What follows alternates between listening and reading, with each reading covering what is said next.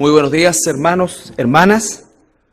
Les saludo en el amor del Señor y saludamos también a todos nuestros hermanos que nos ven a través de nuestra página en internet www.iglesiacristianalaserena.cl. Le damos gracias siempre al Señor por la oportunidad que nos da de llegar a tantos lugares a través de nuestra señal. Un saludo muy afectuoso para todos ellos. El día de hoy vamos a continuar con el estudio de la carta del apóstol Pablo a los Efesios, a nuestros hermanos de Éfeso, esta iglesia del Asia Menor que fue la punta de lanza con la cual se introdujo el Evangelio en esta zona del mundo. Una zona en ese entonces bajo el Imperio Romano, en condiciones de idolatría, y una cultura y una sociedad muy particular, pero que cuando analizamos a la luz de nuestra propia realidad nos damos cuenta que no se aleja mucho de lo que vivimos hoy, salvo por situaciones más bien de carácter tecnológico y avances en esta área, pero el corazón del ser humano sigue siendo el mismo. Entonces,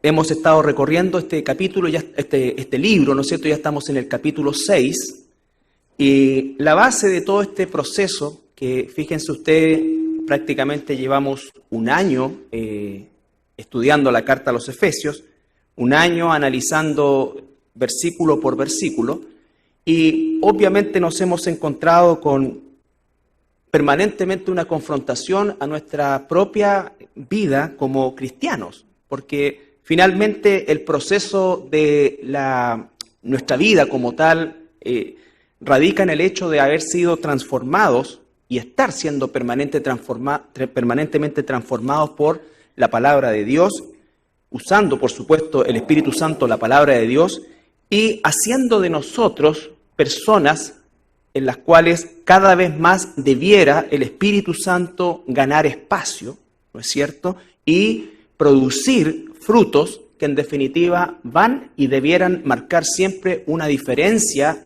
en relación al mundo.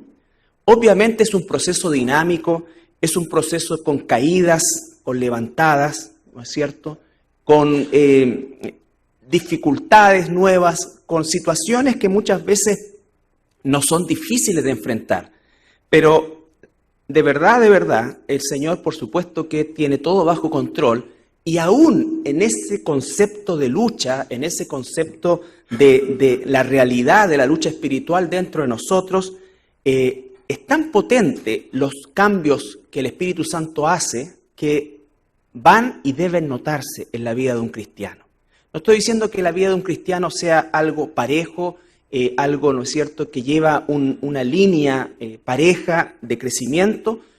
Normalmente es más bien parecido a una onda que sube y baja, pero obviamente esta onda, si lo podemos graficar de esa manera, debiera en el tiempo experimentar niveles, ¿no es cierto?, tanto hacia arriba como hacia abajo, cada vez menos intenso, es decir, que nosotros alcanzamos lo que la Biblia llama un estado de madurez, que no es de perfección, pero ciertamente nuestra vida debiera tender a tener momentos y situaciones ya no tan de mucha espiritualidad, o en el hoyo profundo, ¿no es cierto?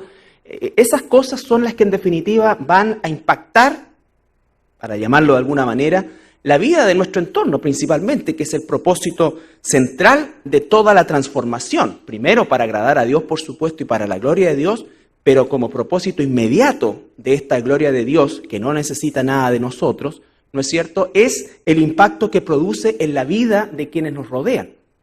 Entonces, esto en la carta de los Efesios, así como, por ejemplo, la carta de Romanos, son cartas potentes en esta área, porque en primer lugar, en este caso en particular de Efesios, nos entrega un marco teórico, por así decirlo, en los primeros 3 capítulos, y después va al hueso del tema de lo práctico, comienza inmediatamente a tratar aquellos aspectos donde nosotros realmente nos vemos confrontados, donde salimos de este halo, ¿no es cierto?, muchas veces en que los cristianos nos envolvemos de casi misticismo, ¿no es cierto?, y nos lleva al piso de lo práctico. al piso de lo práctico.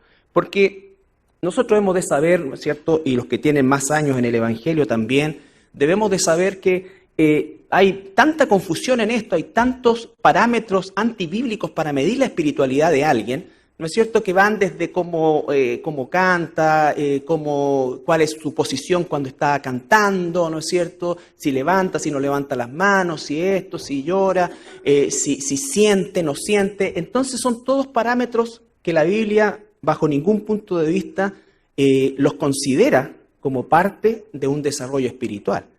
La Biblia considera un desarrollo espiritual la transformación de la conducta nuestra como seres humanos.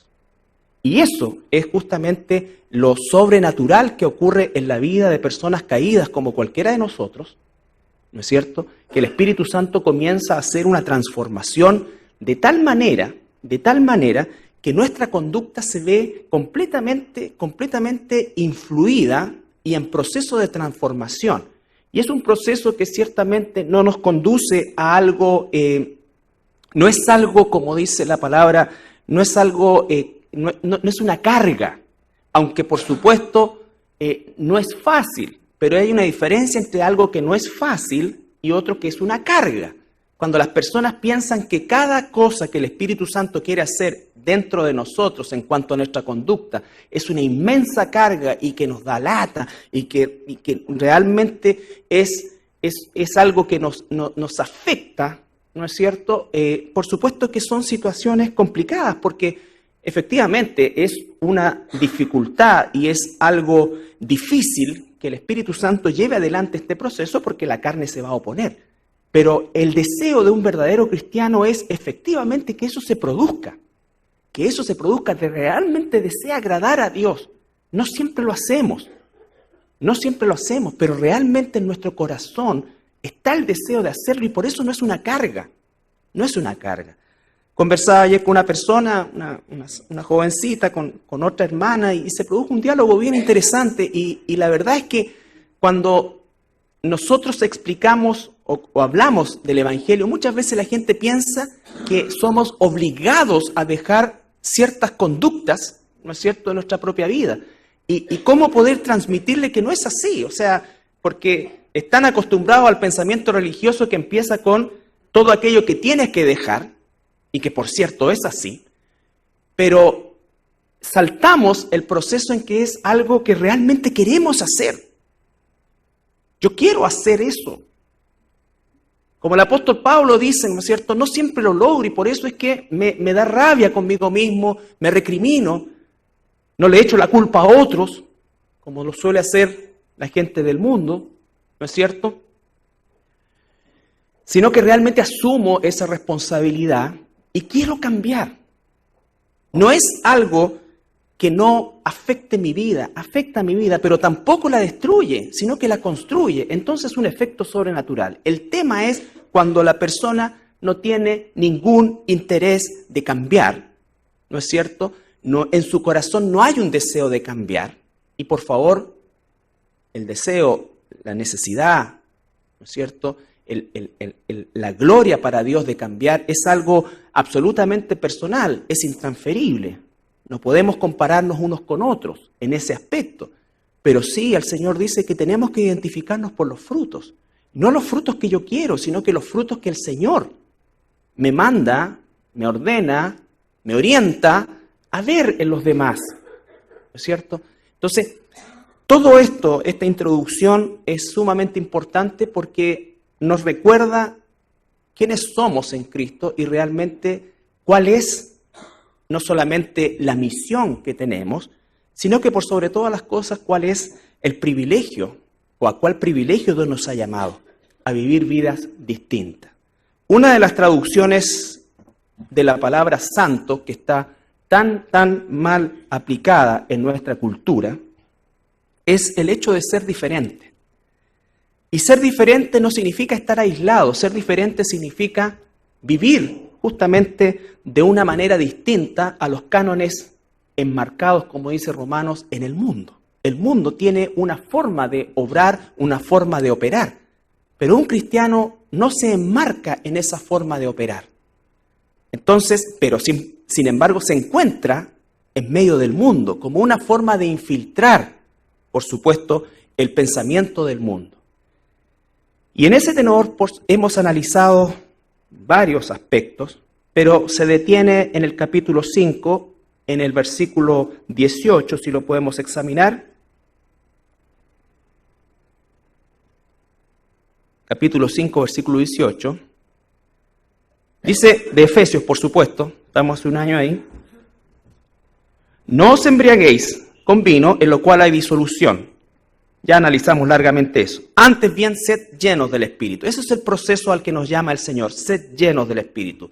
Ser lleno del Espíritu es una instancia en la cual nosotros necesitamos permanentemente, ¿no es cierto?, estar llenándonos. Y eso en la palabra, en el griego, es la palabra pleró, que no es algo que llega a un tope y se estanca, sino que es algo que permanentemente se tiene que estar llenando. Es como un tanque de benzina, es como lo que necesitamos nosotros para realizar la obra de Dios, o mejor dicho, para que Dios realice su obra en nosotros, ¿no es cierto?, es que permanentemente estemos siendo llenos del Espíritu. Esto no tiene que ver con el sello del Espíritu, no tiene que ver con la presencia del Espíritu, no tiene que ver con la posición de salvación que tenemos, tiene que ver con el proceso de santificación, y ese es un proceso donde nosotros permanentemente buscamos de Dios para ser llenos de su Espíritu, y dijimos que eso es por medio, en primer lugar, de su palabra, en segundo lugar, de una oración enfocada correctamente, no una oración mundana, sino que una oración verdaderamente espiritual. Y esto no tiene que ver con lo hagas de rodillas, sentado a las 3, a las 4, a las 5, tiene que ver que sea un proceso permanente en tu vida, conducente en el orden que Dios nos entregó en el modelo.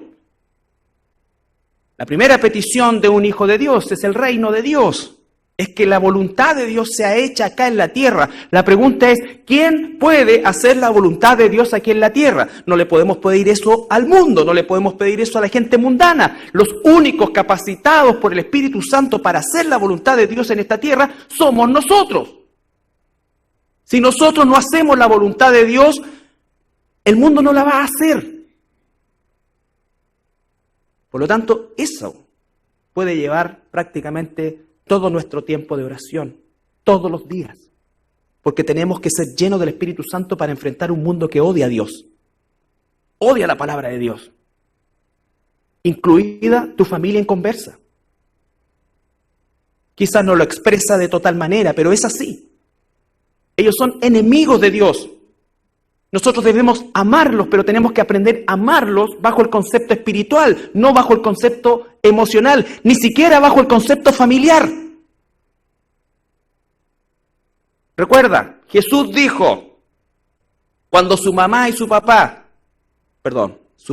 hermanos, ese otro cuento, otra historia, preguntaron por él y salieron y le dijeron, oye, tu mamá y tus hermanos te están buscando. Cualquiera de nosotros habría dicho, un chiquitito. No estoy diciendo que Jesús fue irrespetuoso porque él nunca pecó. Estoy diciendo simplemente el concepto que nos enseña de eso. Él dijo, ¿quién es mi madre, mis hermanos, mi padre, mi familia? ¿Sabe qué dijo? Son los que hacen la voluntad de mi Padre que está en los cielos.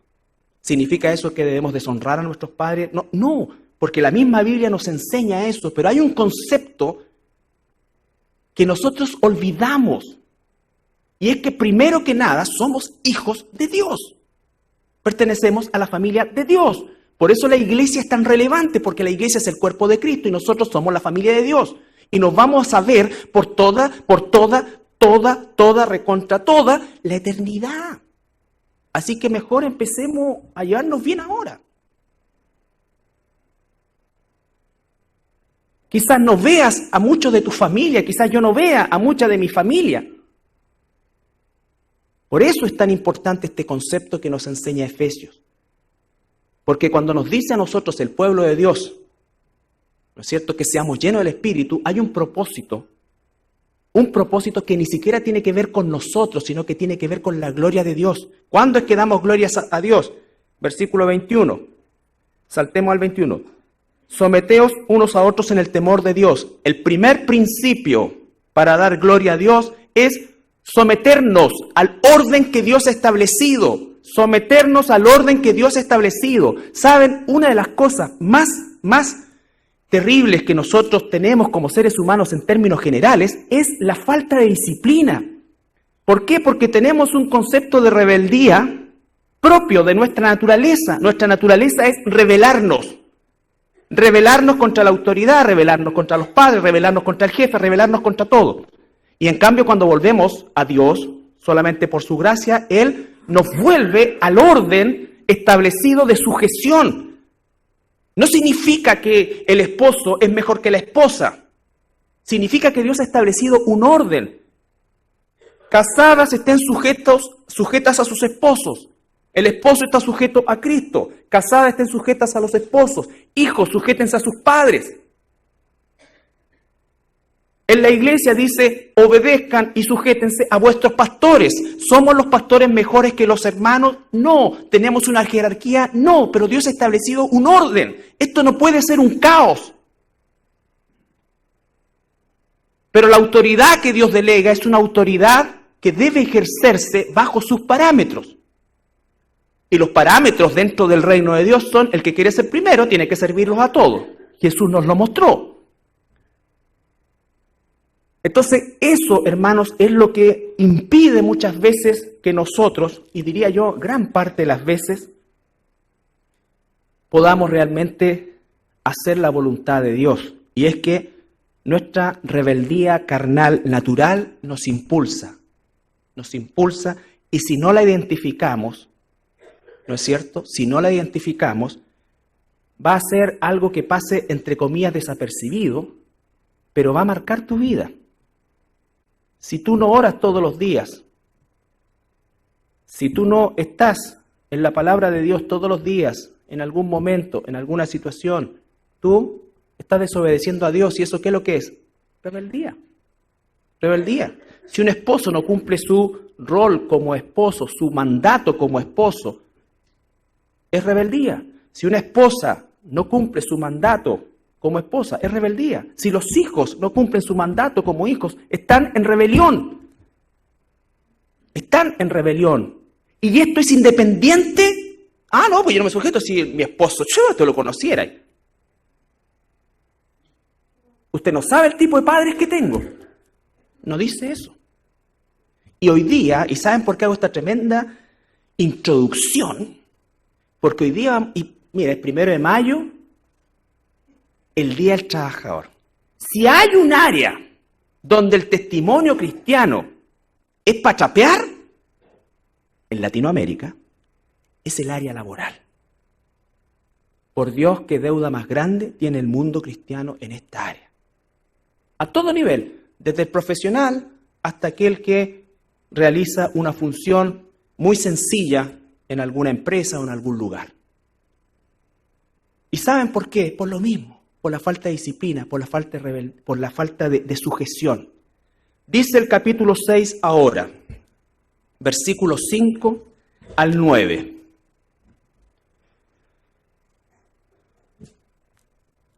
Efesios, por supuesto. Siervos, obedeced a vuestros amos terrenales con temor y temblor, con sencillez de vuestro corazón como a Cristo.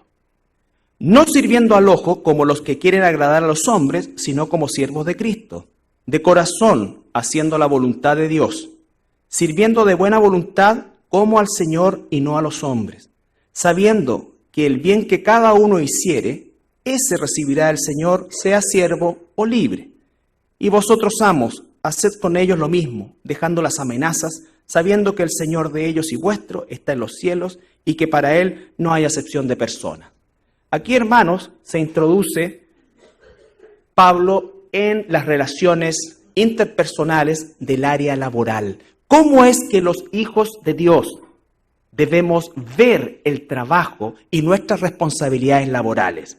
No soy cristiano cuando estoy en la iglesia y soy normal o como sea, ¿no es cierto?, fuera de ella. No. Todo lo que hacemos debe ser para la gloria de Dios. En primer lugar, nosotros debemos recordar el contexto del tiempo que está escribiendo Pablo,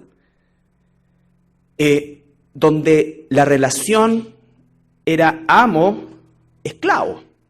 Amo-esclavo. Fíjense que Pablo nos está diciendo, esclavos, rebélense contra sus amos, hagan protesta, hagan un paro. No, No, no es la vía del pueblo de Dios. Y por favor, todos los que se hacen parte de estas cosas en internet y esto, y saquemos al gobierno, por favor, terminen con eso, porque están dando un pésimo testimonio. Nosotros no estamos llamados a torcer esas cosas.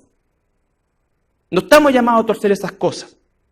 ¿Hay formas de ejercer nuestros derechos? Sí. Pero nosotros no debemos hacer parte de la política del mundo. Estamos de acuerdo con que vuelvan los milicos, que se vaya que llegue No. Cuidado con eso. Es un pésimo testimonio. Nosotros no nos involucramos en eso. Nunca el Señor nos manda involucrarnos en eso. Independiente del gobierno de turno. Aquí se nos dice siervos, trabajadores, personas asalariadas, que se nos dice obedezcan. ¿Cuál es el límite de un cristiano para no obedecer? Es si tu amo te dice en un momento determinado, ¿sabes qué?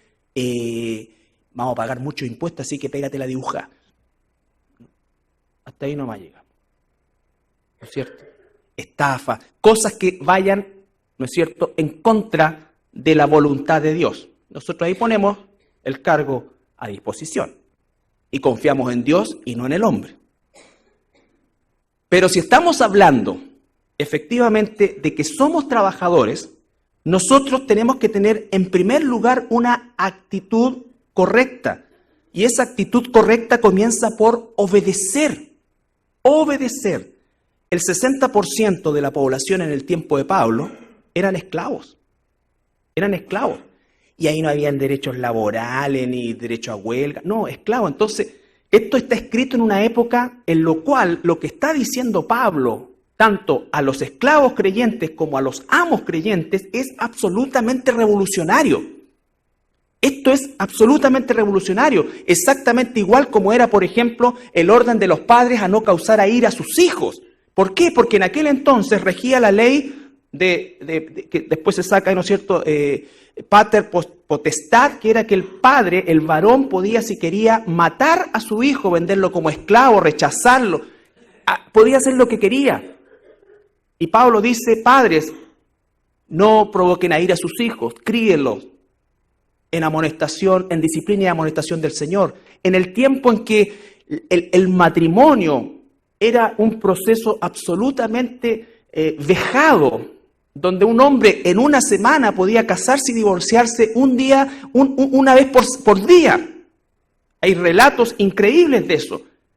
Pablo dice, no, sujétese uno acá, sujétense al Señor los dos, la esposa al esposo, y así. Entonces está dando un ordenamiento para el pueblo de Dios en aquella época. Si para nosotros hoy día resulta difícil en medio de la cultura que vivimos, el tiempo específico en que se escribió esto era 1000 veces más difícil, 1000 veces más terrible. Los amos querían oprimir a sus esclavos. Fíjense que hay relatos en que, por ejemplo, decía, a los esclavos los trataban de herramientas articuladas. Para los amos existían herramientas de transporte, que eran las carretas, caballos, todo eso, y herramientas fijas que llamaban, que podían ser, no sé, por los asadones, y las herramientas articuladas, que eran los esclavos. Entonces, estamos hablando de una situación sumamente terrible, injusta, desigual, cruel, y en medio de esa situación, Pablo, inspirado por el Espíritu Santo, da estas palabras al pueblo de Dios. La gran mayoría de los cristianos en aquel entonces eran esclavos. Eran esclavos. Y entonces nosotros hacemos una aplicación de sus principios a una realidad totalmente distinta. Independiente de que tu jefe sea el chupacabra, tienes derechos. Tienes derechos, ¿no es cierto? Y hoy día en nuestro país estamos envueltos en una reforma laboral y todos hablan para allá y para acá. ¿Qué va a salir de ahí? ¿Quién sabe? Pero nosotros tendremos que vivir porque somos extranjeros y peregrinos, y los extranjeros y peregrinos no se meten en las cosas del país donde están peregrinando. ¿No es cierto? No se meten en esas cosas. Tienen que acatar. Tienen que acatar.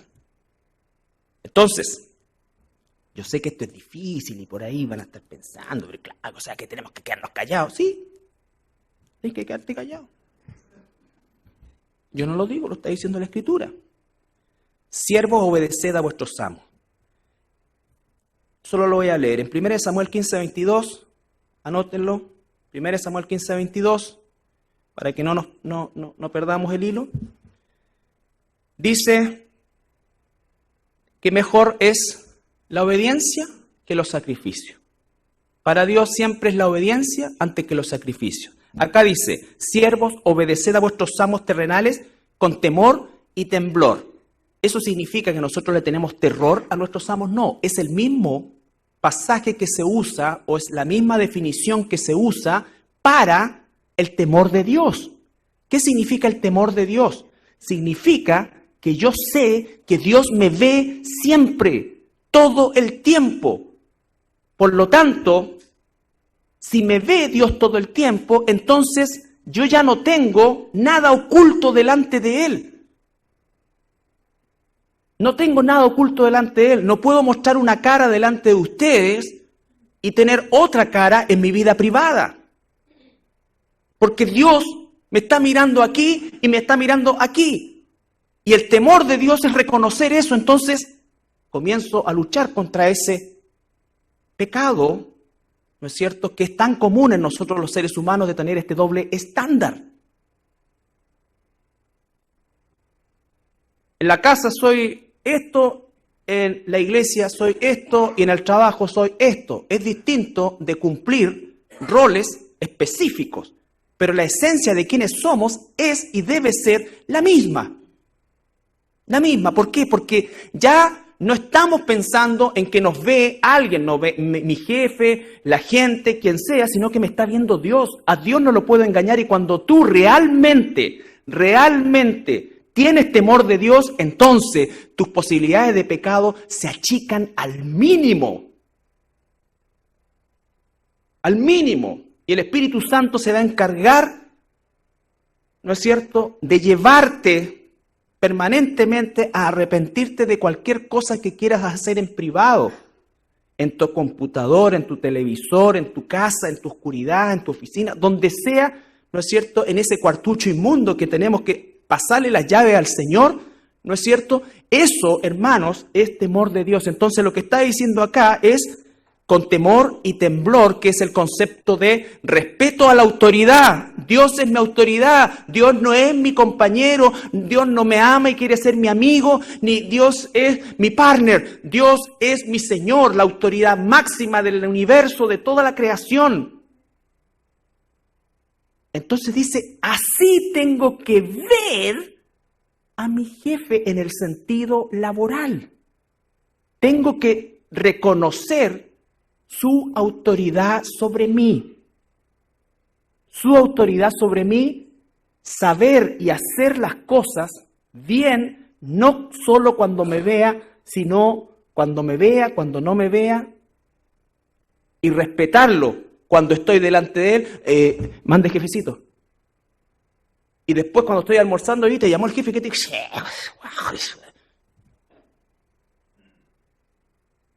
no, temor y temblor, respeto siempre. Una de las cosas más espantosas que está pasando en nuestro país, hago un paréntesis, es el nivel de falta de respeto que existe entre la gente que se supone debiera darnos un ejemplo. Y eso, hermano, yo te pido como pastor, como tu pastor, si me reconoces como tal, no te involucres en descalificaciones.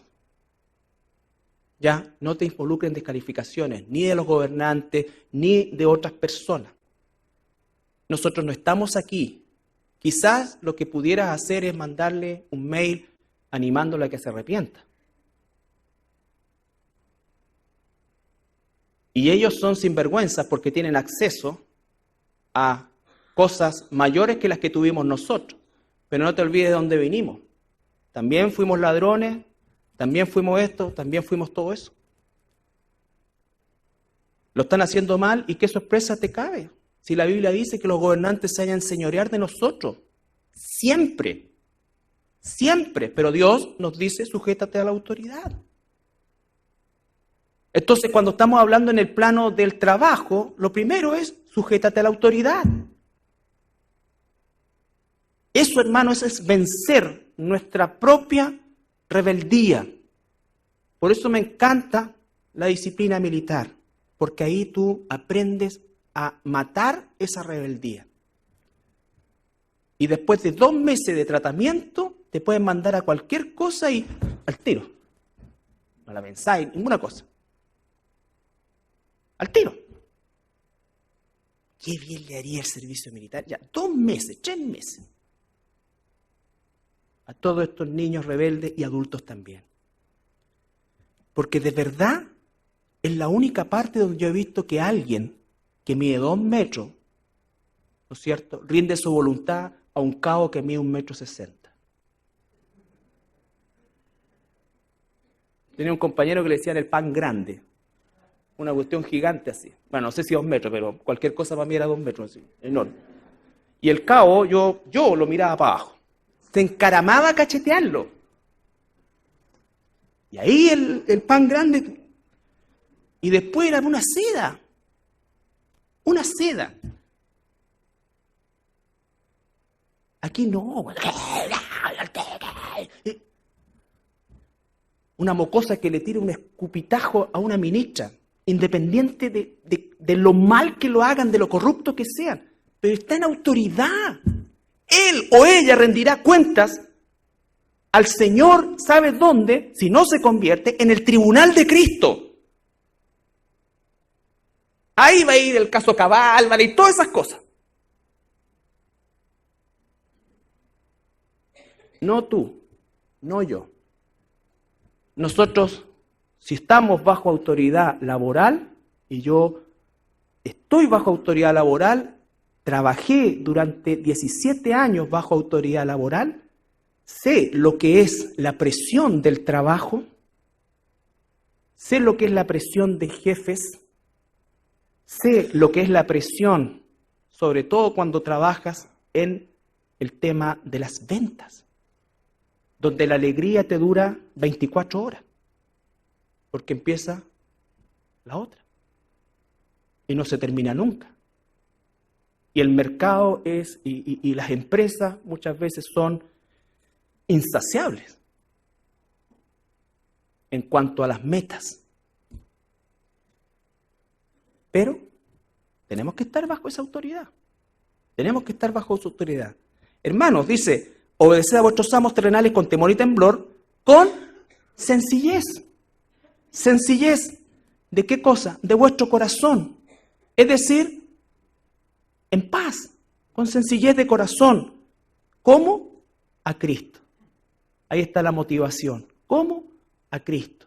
Actitud, obediente, ¿no es cierto? Obediente, disciplinado, hacerlo bien, ¿no es cierto? Como si lo estuviéramos haciendo al Señor. ¿Ya? Y en ese tenor, versículo 6, no sirviendo al ojo, no solo cuando me ven, ¿ya? No solo cuando me ven. Como los que quieren agradar a los hombres. ¿Por qué? Porque nuestra meta primaria no es agradar a los hombres, es agradar a Dios. Él te está viendo todo el tiempo. Él ve cuando aceleras la máquina y cuando aparece tu jefe, y Él ve cuando sueltas la máquina cuando no está tu jefe. Sirviendo de buena voluntad como al Señor y no a los hombres, sabiendo que el bien que cada uno hiciere, ese recibirá el Señor, sea siervo o sea libre, haciendo la separación. Ahora, hay un paralelo en Colosenses.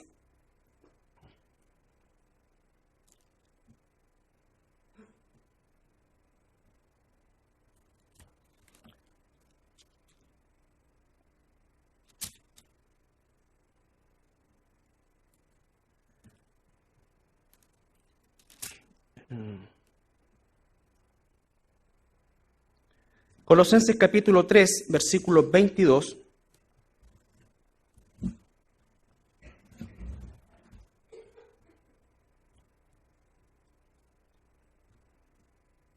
Siervos, obedeced en todo a vuestros amos terrenales, no sirviendo al ojo como los que quieren agradar a los hombres, sino con corazón sincero, temiendo a Dios. Versículo 23, y todo lo que hagáis, hacedlo de corazón, como para el Señor y no para los hombres, sabiendo que del Señor recibiréis la recompensa de la herencia, porque a Cristo mismo servís. Mas el que hace injusticia recibirá la injusticia que hiciere, porque no hay acepción de personas. Tú eres un siervo y no creas que por ser esclavo, si haces mal, no vas a recibir reprimenda. No vas a recibir reprimenda. Buscamos después 1 Timoteo. Porque esto puede pensar que entonces, como lo hacemos para el Señor, no nos interesa la persona. Y estamos muy equivocados. Ese es el punto de partida. Lo hacemos porque tenemos temor del Señor, porque queremos servir al Señor, porque el Señor lo manda. Porque el Señor lo manda. 1 Timoteo 6.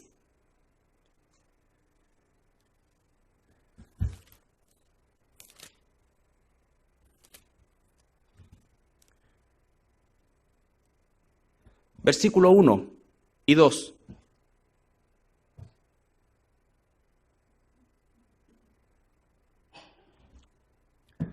Todos los que están bajo el yugo de esclavitud tengan a sus amos por dignos de honor, para que no sea blasfemado el nombre de Dios y la doctrina. Fíjense, la conexión que hace entre el comportamiento y la doctrina. Está diciendo que tu comportamiento revela tu doctrina. Tu doctrina es lo que nos forma, son los fundamentos, es la palabra de Dios. Entonces está haciendo la unión de lo teórico con lo práctico. ¿Cómo es que entonces nosotros vemos que la doctrina de Dios se ve reflejada? Es en la práctica. Todos los que están bajo el yugo de esclavitud tengan a sus amos por dignos de todo honor. De todo honor. ¿Tú te imaginas lo que es decirle a un esclavo en aquel entonces o en cualquier época de la esclavitud que le honre a su amo? Entonces, estamos hablando de una situación sumamente ajena a nosotros. Los trabajadores han sido oprimidos, son oprimidos y serán oprimidos, eso no va a cambiar. Pero aquí estamos hablando de una relación que por lo menos nosotros no hemos vivido, ni de cerca. Amo y esclavo. A esos esclavos cristianos, ¿cómo es que ellos van a saber que verdaderamente están convertidos? Porque en su corazón van a querer verdaderamente honrar a sus amos. Y los que tienen amos creyentes, aquí vamos a entrar a otra parte, que son las relaciones laborales ya entre hermanos, ¿no es cierto? El hermano tiene su empresita y me contrata a mí, o tiene su pyme, y uno piensa ilusamente, piensa que como es mi hermano, no hay ningún problema. Y desgraciadamente la historia se ha encargado de darnos bofetadas con eso. Y está muy mal. Muy mal. Sobre todo en un área que yo no quiero tocar, pero que me ha hecho mucho daño. No.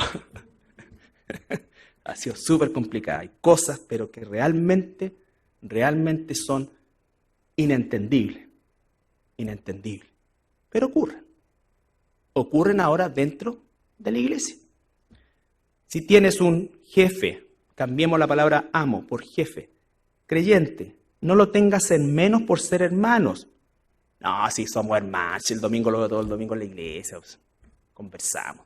Aquí somos hermanos, allá somos hermanos. Aquí yo no soy tu jefe, soy tu hermano. Allá soy tu hermano y soy tu jefe. ¿Claro? Corre exactamente el mismo estándar. Y aún más, si no, sírvanles mejor, debiera ser aún mejor.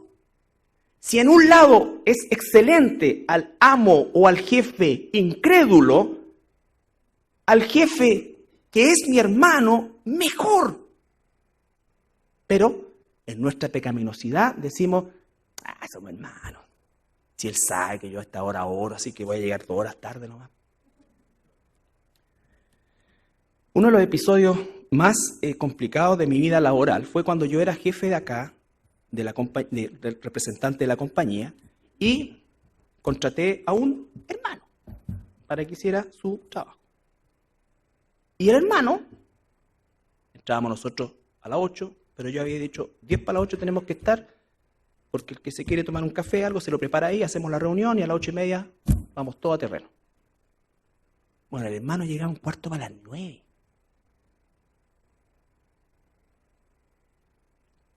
Y entonces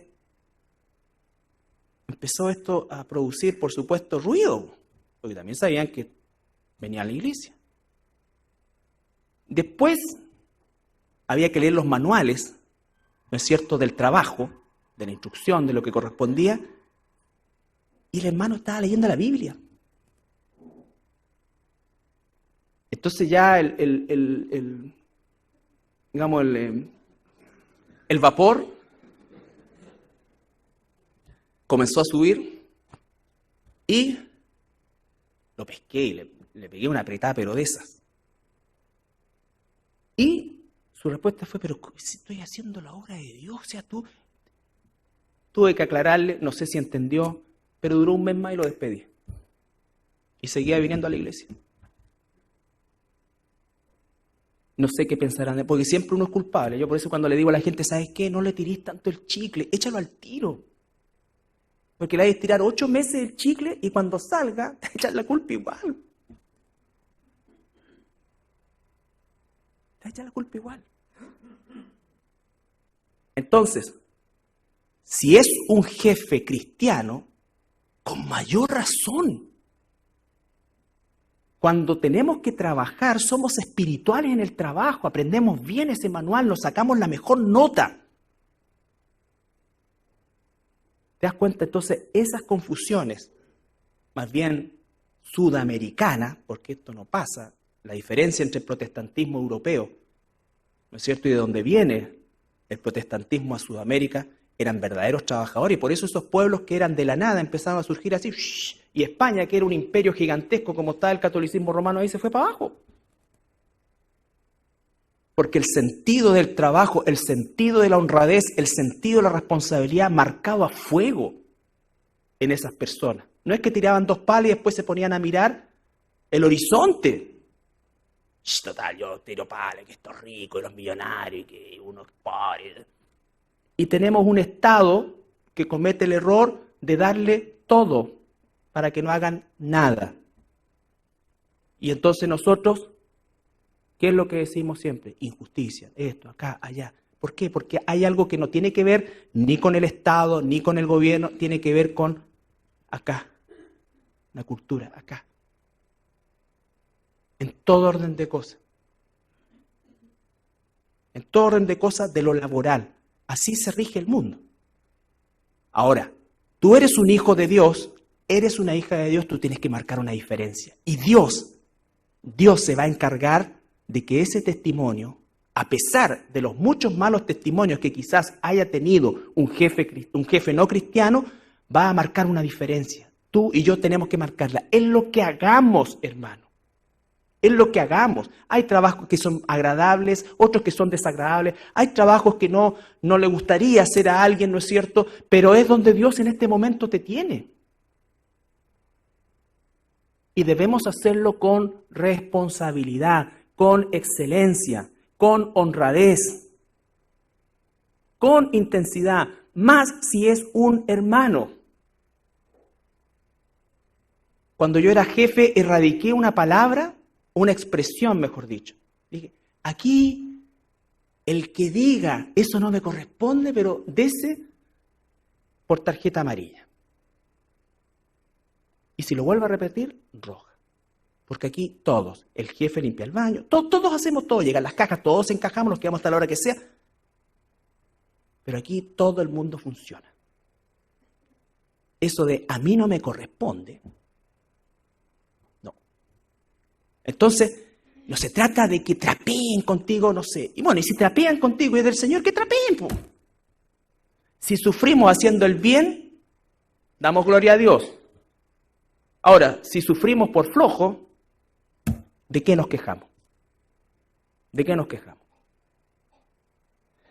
Entonces dice, y los que tienen amos creyentes no los tengan en menos por ser hermanos, sino sírvanles mejor, por cuanto son creyentes y amados los que se benefician de un buen servicio. Esto enseña y exhorta. Esto enseña y exhorta. Tengo que hacer una escalera. No tengo maestros para hacerla. Porque ya dimos vuelta por todos los hermanos. Y ninguno cumple como debiera cumplir. Y es una realidad triste. No, el viernes, no, el lunes, no, mañana, no, pasado, no, esto, no, acá.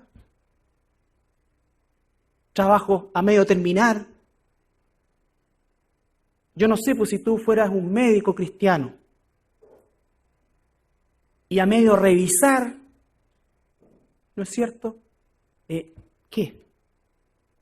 Una de las cosas que yo le doy gracias al Señor, y no es que uno sea perfecto, no, es que es el ejemplo que Dios nos da. Si tú no tienes temor de Dios, yo podría decir, a veces yo atiendo personas, y por supuesto, no cobro, porque la iglesia me sostiene. Si no, sería un mercenario. Como los cantantes, ¿no es cierto?, que son pastores, son cantantes, les paga el sello, les paga esto, les paga todo el mundo les paga. No, si la iglesia te sostiene, es un esfuerzo por tener tu vida satisfecha en lo material, tú tienes que ser fiel en eso. Pero no, yo no podría decir, total es gratis, ¿qué tanta cuestión?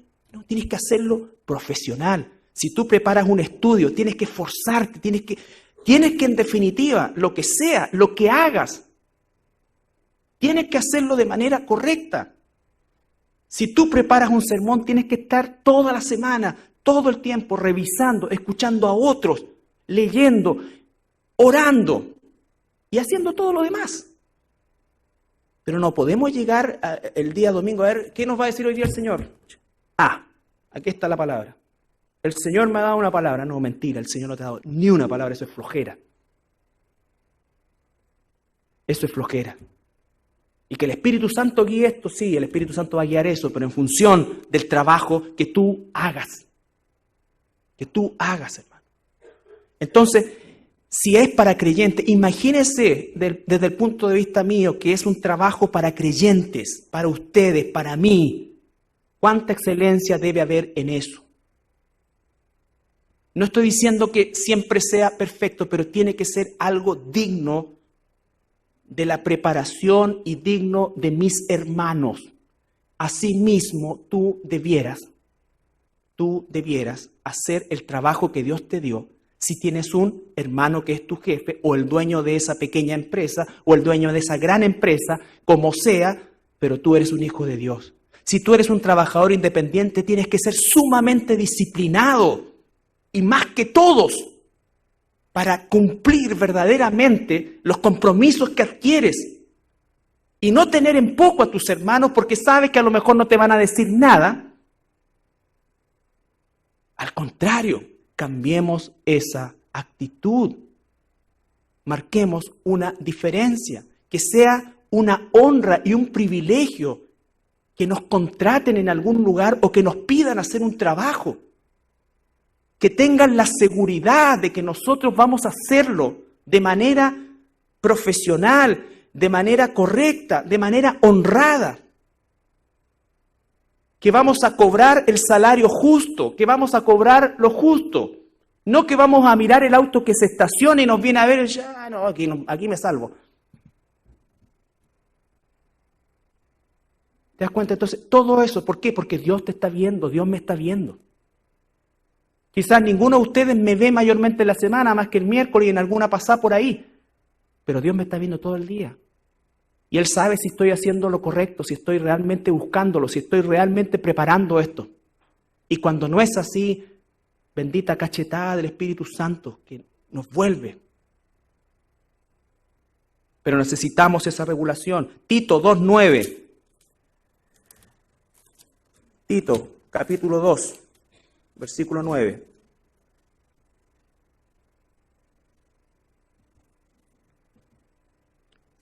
Tito capítulo 2, versículos 9 y 10.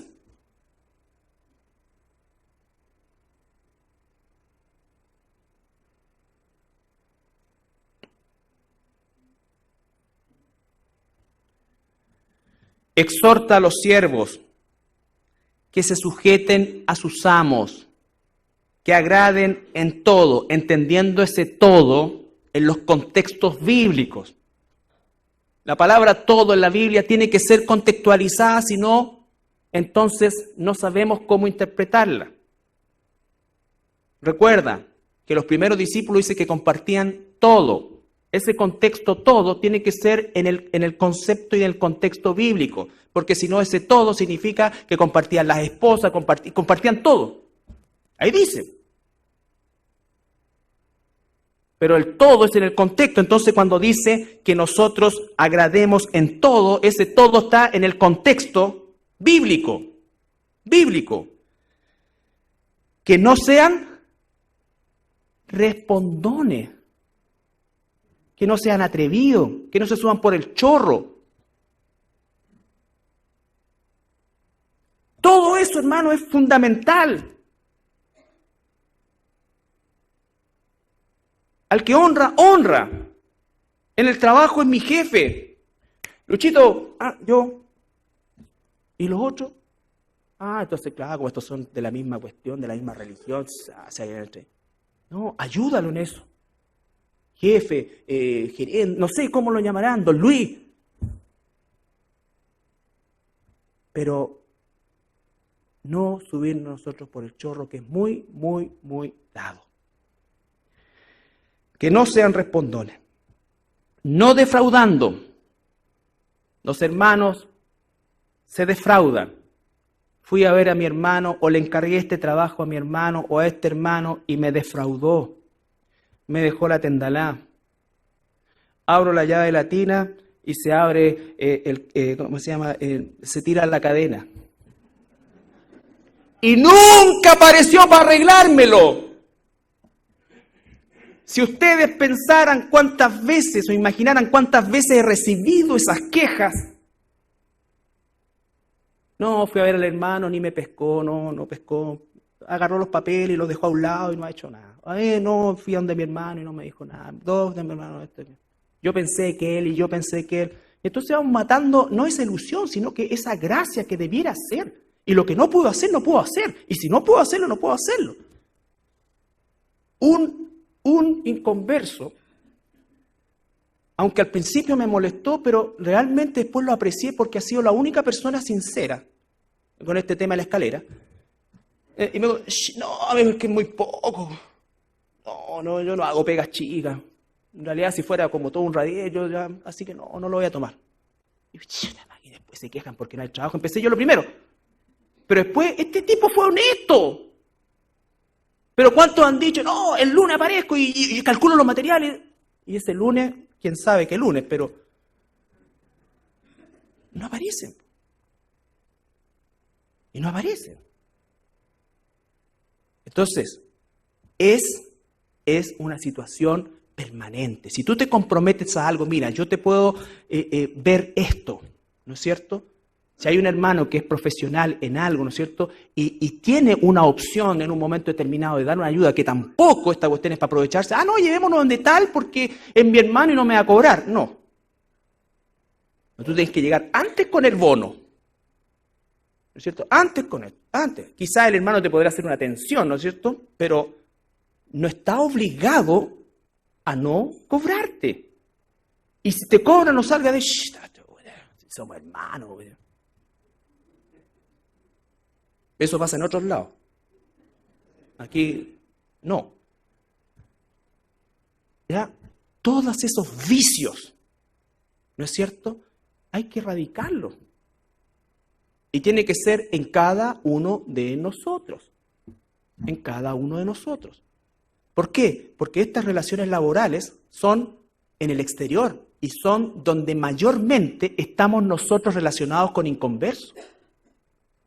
Y son donde nuestro testimonio se pone a prueba. Y son donde mayoritariamente el pueblo de Dios estamos en deuda. Estamos en deuda. ¿No es cierto? Tenemos que ser honestos, honrados, trabajadores. No, yo no sé cómo va a terminar esta reforma laboral, nadie sabe, pero ese no es tema nuestro. No es tema nuestro. Aquí el contexto son esclavos. Nosotros no somos esclavos. Nosotros no somos esclavos. Finalmente, 1 Tesalonicenses. 1 Tesalonicenses. Capítulo 4, versículo 6.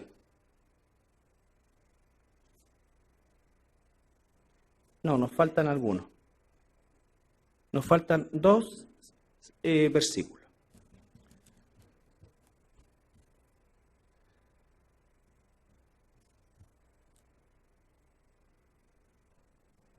Primera Tesalonicenses 4, 6.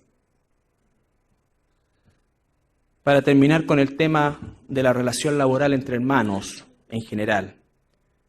Que ninguno agravie ni engañe en nada a su hermano.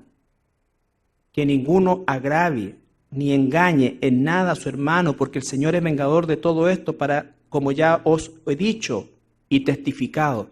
Ese en nada incluye el todo, en todas las áreas. Es mi hermano. Estoy llamado a hacerlo con toda persona, pero aún con mayor razón a mi hermano, a mi hermana, que confía en mí, que confía en mí. Entonces, es sumamente relevante. Primera de Pedro 2. Primera de Pedro capítulo 2, versículo 18, 19 y 20. Y 21.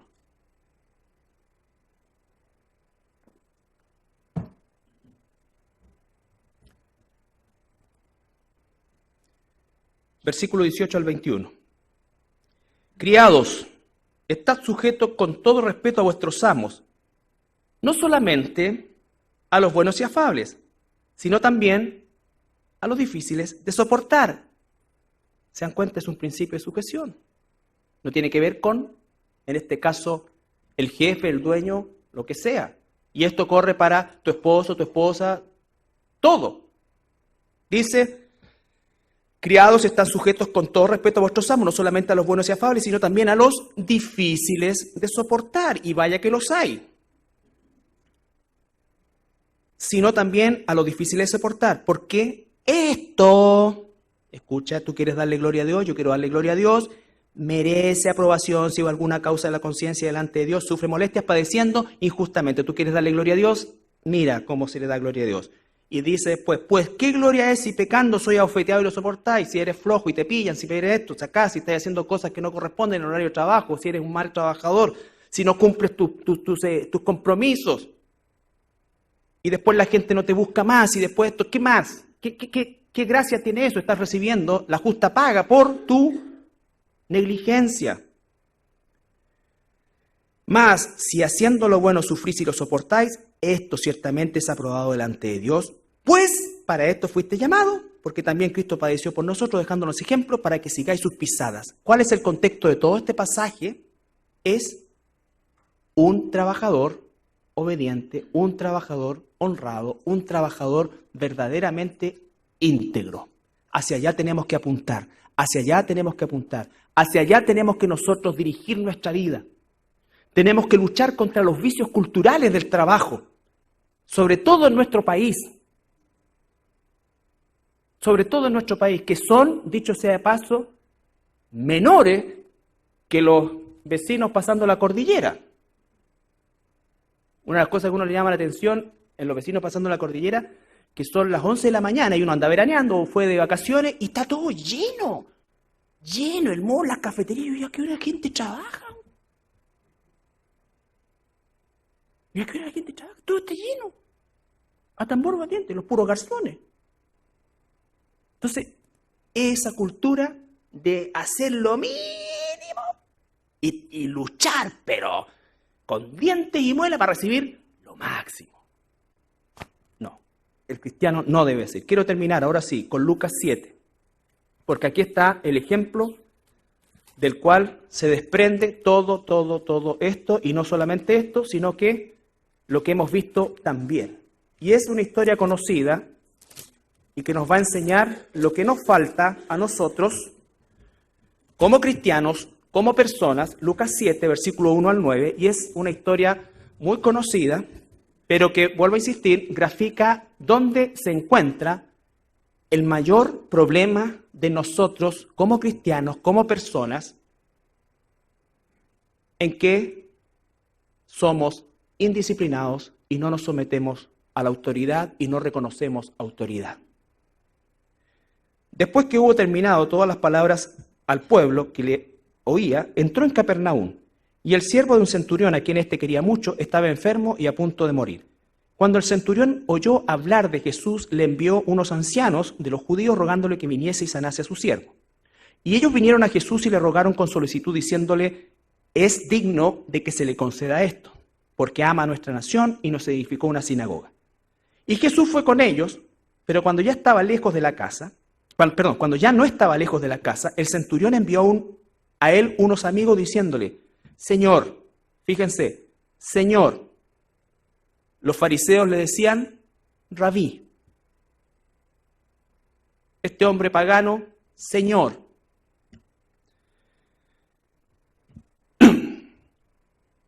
Diciéndole: Señor, no te molestes, pues no soy digno de que entres bajo mi techo. Humildad, temor, temblor, reverencia. Por lo que ni aún me tuve por digno de venir a ti. Pero di la palabra y mi siervo será sano. Concepto de autoridad. Señor, di la palabra. Vayan viendo la idea de autoridad, el concepto de sujeción de autoridad que nosotros no tenemos porque somos indisciplinados. La Biblia son mandatos, no son sugerencias. ¿Cuánto de esos obedecemos? ¿Cuánto de eso realmente nos importa obedecer?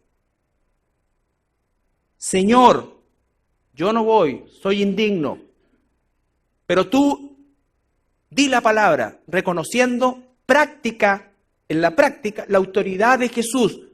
No es necesario que tú vengas, basta que tú digas la palabra. Fíjense que esto es tan terrible porque nuestra cultura hace que existe el trabajador, el que supervisa al trabajador, el que supervisa al que supervisa al trabajador, gerente de supervisores, supervisor a nivel nacional, ¿o no? Contralor, porque la realidad es que nadie hace bien su pega y hay que estar chicoteando.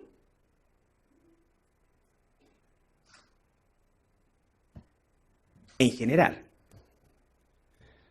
¿no es cierto? Salvo honrosas excepciones. Y dice acá algo impresionante. Porque también yo soy hombre puesto bajo autoridad.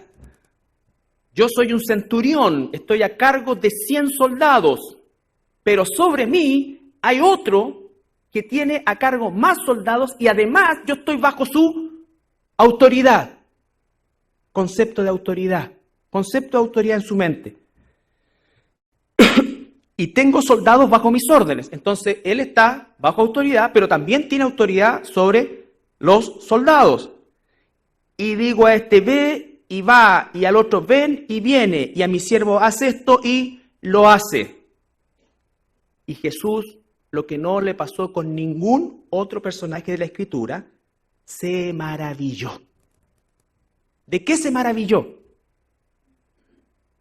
Volviéndose, dijo a la gente que le seguía: os digo que ni aún en Israel he hallado tanta fe. La fe es creer. Creer es hacer conforme a lo que está escrito.